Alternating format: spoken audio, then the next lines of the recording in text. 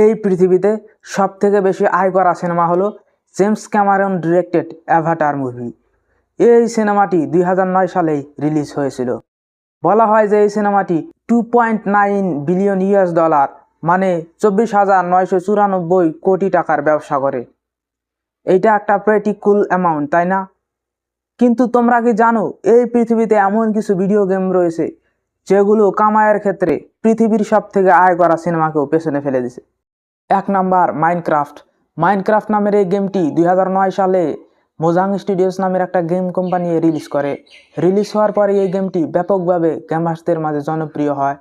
2014 সালে এই গেমটিকে 2.5 billion US dollar দিয়ে বিল গেটসের মাইক্রোসফট কোম্পানি কিনে ফেলে। এরপর এই গেমটি সফলতার অন্য এক স্তরে চলে যায়। আজ পর্যন্ত এই গেমটির 300 মিলিয়ন বা 30 কোটি কপি বিক্রি হয়েছে।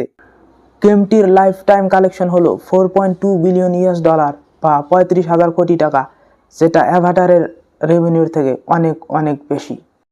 2 নাম্বার GTA 5। গেমের কথা আলোচনা হচ্ছে আর এখানে গ্র্যান্ড থেফট অটোর কথা আসবে না, এটা হতেই পারে না। রকস্টার গেমস নামের একটা গেম কোম্পানি এই গেমটিকে 2013 সালে রিলিজ করে। এটি একটা পিসি গেম, এটাকে খেলতে কম্পিউটার লাগে, মোবাইলে এটাকে খেলা যায় না। রিলিজ হওয়ার পরে এই গেমটি ব্যাপকভাবে জনপ্রিয় হয়। আজ পর্যন্ত এই গেমটির 200 মিলিয়ন বা 20 কোটি কপি বিশ্বজুড়ে বিক্রি করা হয়েছে। বলা হয় যে আজ পর্যন্ত এই গেমটি 8.6 বিলিয়ন US ডলার বা 70,000 কোটি টাকার আয় করে ফেলছে। রিসেন্টলি এই গেমটির পার্ট 6 এর ট্রেলারও লঞ্চ করা হয়েছে।